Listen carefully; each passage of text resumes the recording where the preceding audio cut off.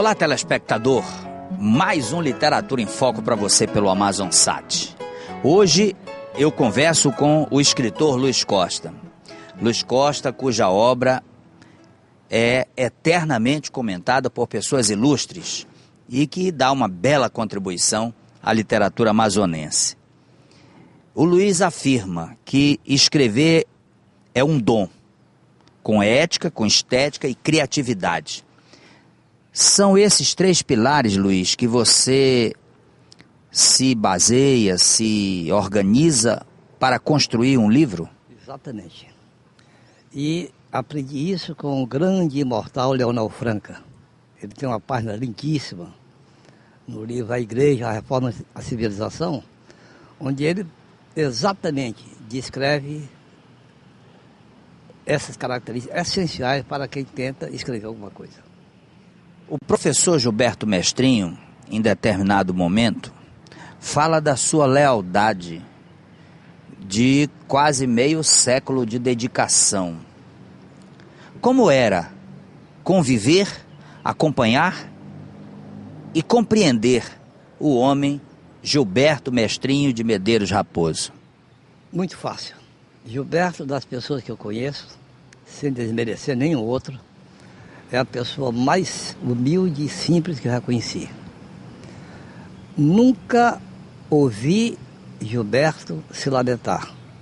Nunca ouvi Gilberto alterar a voz para qualquer pessoa.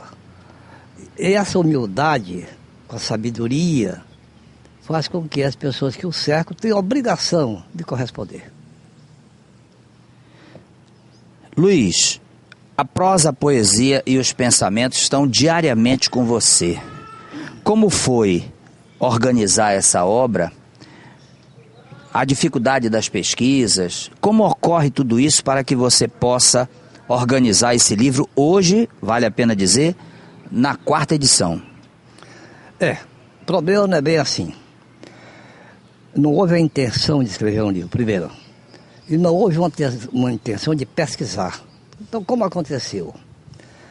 Eu, a partir dos 7 anos de idade, tudo que eu lia, eu já gostava de leitura. Eu arranjei um baú, minha mãe me deu um baú, e eu colocava aquilo que eu gostava naquele baú, sem nunca pensar absolutamente em escrever, nem juntar. Guardar com prazer, uma relíquia. Bom, isso estava lá no Acre. Sempre guardando o que eu gostava daquele baú. Certa feita, sem que eu soubesse, o Ricardo, meu filho, sabendo que eu era avesso à publicação, a aparecer, a dar entrevista, nem sequer me consultou. Pegou o material, foi ao Palácio Rio Negro, sempre se deu bem com o governador Gilberto Mestrinho, e mostrou, olha, professor, eu encontrei isso aqui guardado pelo papai. E eu li, acho que devia publicar, mas se o senhor não falar com ele, não tem a menor condições. Bom, ele não me disse nada.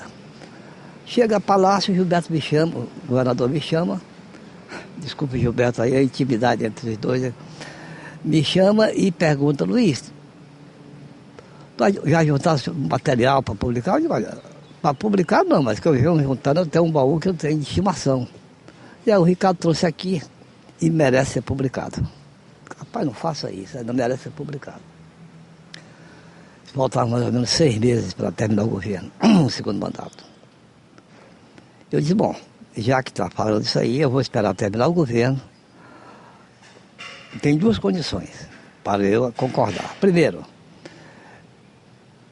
eu mandar imprimir, pagar com dinheiro do salário, em favor de ninguém. E a segunda coisa, não colocar a venda em livraria, porque eu jamais vou fazer autógrafo, não tem condições. Então isso aí eu já fico livre do autógrafo. Ele riu e tal, não, como tu quiseres. Aí pronto, comecei então a fazer a seleção do que já estava selecionado, tirar alguma coisa que não podia ser publicada, é claro. E assim foi feita a primeira edição. Fui ao Diário Oficial, mandei fazer o custo, o levantamento, parcelaram, eu paguei, me documentei, e assim foi a primeira, a segunda, menos uma edição que o governador Amazonino Mendes, para surpresa minha, fiquei muito satisfeito, mandou que fosse impresso 1.000 exemplares para mim. A primeira edição eu fiz 2.000, a segunda 2.000, a terceira 2.000, A quarta, que eu acho que foi do Amazonino, a quarta ou terceira, não sei, 1.000. E a última também, 2.000.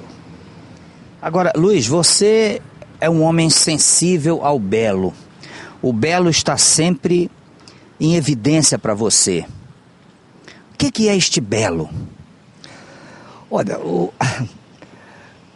definição é definição. Cada um pode procurar uma tese abstrata, mas o belo para mim é tudo que satisfaz a alma, é o que dá tranquilidade de espírito, entendeu? É admirar uma flor, é admirar um galho, é admirar uma poesia, uma prosa, isso é o belo. Tá certo. Luiz, nós vamos para um pequeno intervalo, vamos voltar já, não saia. Eu estou aqui no Lago do Japim.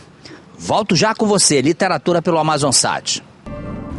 A preservação do meio ambiente é um tema recorrente nas discussões e trabalhos escolares, em palestras científicas e nas matérias divulgadas pela imprensa.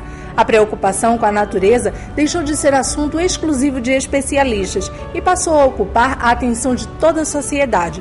Para contribuir com a formação de uma consciência ecológica, o escritor Wilson Nogueira nos presenteia com a obra Órfão das Águas. A narrativa tem uma nítida intenção conscientizadora, em que o autor enfatiza a urgência de uma luta a favor da preservação das espécies amazônicas.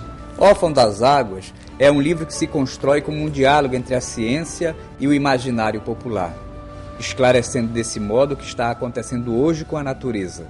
Numa linguagem simples e direta, o narrador aborda e explica temas como a extinção de algumas espécies animais, as mudanças climáticas, a poluição dos rios e, em especial, a falta de informações das pessoas sobre esse importante tema. O personagem principal do livro é o menino Cade. Conhecedor da vida interiorana por meio de sua relação com os cientistas, adquire conhecimentos que o ajudam a compreender os fenômenos e a vida natural. O protagonista da história lança-se a uma luta para salvar a natureza. A sua arma é o trabalho de conscientização que desenvolve junto à população ribeirinha. Tenta convencer os habitantes da necessidade de cuidar das águas, das plantas e dos bichos. O que chama a atenção no livro do Wilson Nogueira é a mensagem de que a vida do homem depende da existência de todos os seres que habitam a natureza. A obra é enriquecida com belas e sugestivas ilustrações que ajudam na compreensão do texto e aguçam a imaginação do leitor. A minha dica a valer de hoje é Órfão das Águas.